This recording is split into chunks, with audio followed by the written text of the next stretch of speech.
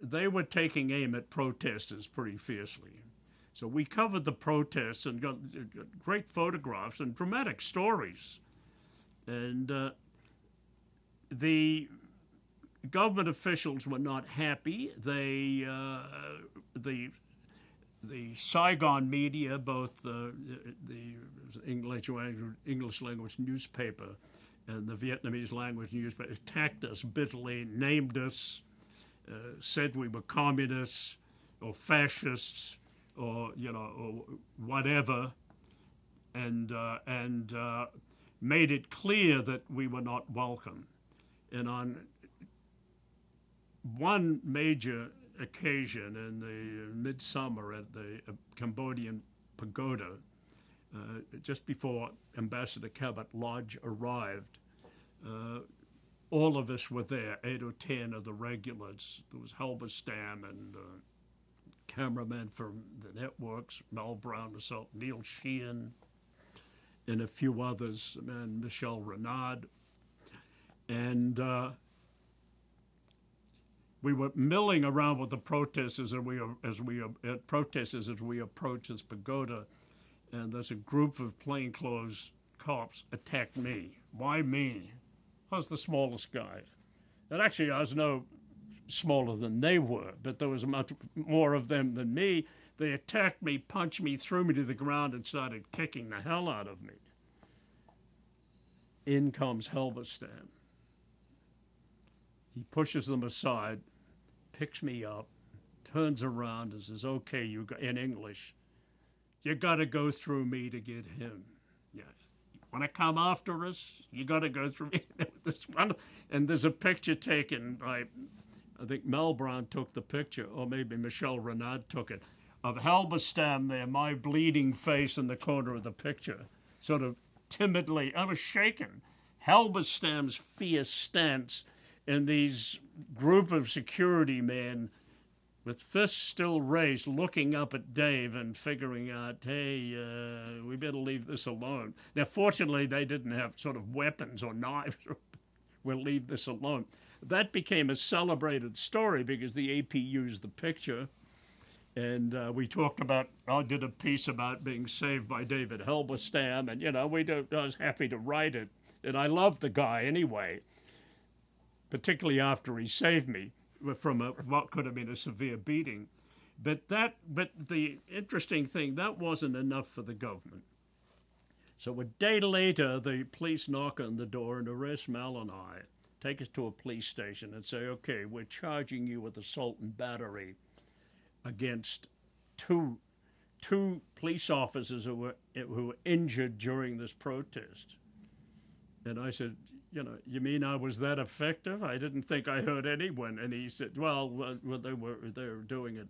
And Mel said, thinking quickly, we had to explain what we're doing there and our political thinking. And at the end of it, when they were considering what to do, Mel Bryan said, okay, now we are going to charge the same two people charging us for assault and battery. We have the photographs that show them involved in this. And also, Arnett had his camera damaged. We're going to sue for damages. So there you go. So they sat around thinking about that and then took off, let us go.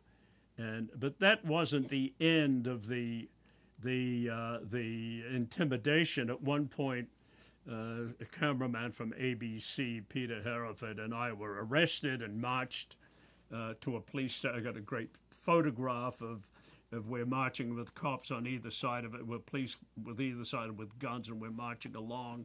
But they couldn't nail us with anything significant.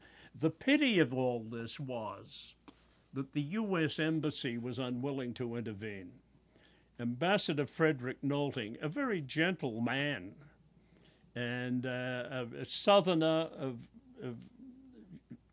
great family heritage, and a smart guy who had been an important State Department figure. He had been sent to Vietnam in '61 by President Kennedy with the instructions were, he told me, I interviewed him much later, about he was told to go there and get to know No Didn't See him. I want to know what this man's like. Nolting got to love No Didn't See him. And also Nodin knew his brother, and also Madam knew. Now, why do I know that? It was in the late 70s I interviewed Ambassador Nolting for the project, a Canadian project, and he spoke at length about his adoration for the Diem family, and how prior to the Tet Offensive, when he had been removed from Vietnam and replaced by Henry Cabot Lodge, he had gone back home and lobbied in the White House and the State Department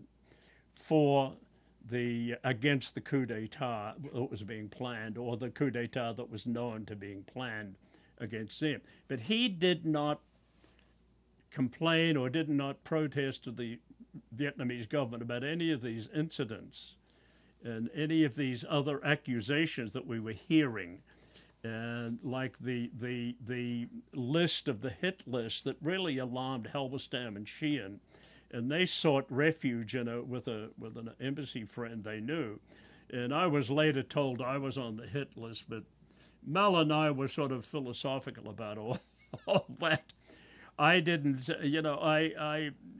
neither of us believed that we would be sort of assassinated. It wasn't worth it. It was okay to kick Peter Arnett around, but was it worth the government's, policy to assassinate Malcolm Brown or me? No, of course not. But Dave and Neil sort of started believing that. Well, that's okay. They had better information than we did. So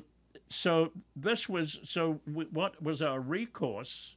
Our recourse was to appeal to the State Department, and also, particularly after the Cambodian pagoda attacks, we wrote a joint letter to President Kennedy, appealing to him to force the embassy to protest this and to protect us. Now, at this point, I want to read a few things from those in the United States who came to our rescue. So you have the embattled press corps in Saigon, right? We're all writing furiously. The story is getting huge, not only because of the Outback story earlier, which showed that the military training and the military support wasn't working, but the Buddhist Crisis and Mel Brown's picture and these shocking protests, the way the government was putting the protests down and arresting young people. And the story had become very huge and very politicized. So at that point, and the Kennedy administration had yet to select Cabot Lodge to come and to give him his instructions. So this is the sort of support we had. So this is Wes Gallagher, the AP president. This was his comment about overall about the coverage, talking about the coverage, and the criticism that was growing up in the Kennedy administration against it. The President Kennedy, called the New York Times managing editor and requested that Halberstam be replaced, and the other intrusions at another level in management of many news organizations back at home. So here was Gallagher's published comment. There is an Orwellian 1984 concept, both among government officials and some members of the public, that if a reporter just reported the good news, somehow things would be better. This is sometimes equated with patriotism by the more extreme advocates. But this is not how a democracy functions, nor could it be and still remain a democracy. Not untypical of Gallagher's viewpoint, and the strength of that leader in supporting all of us in Saigon was it cost publishers a fortune because Gallagher kept getting more money from publishers to support the coverage there. But he supported us from the beginning to the end. He was rock solid.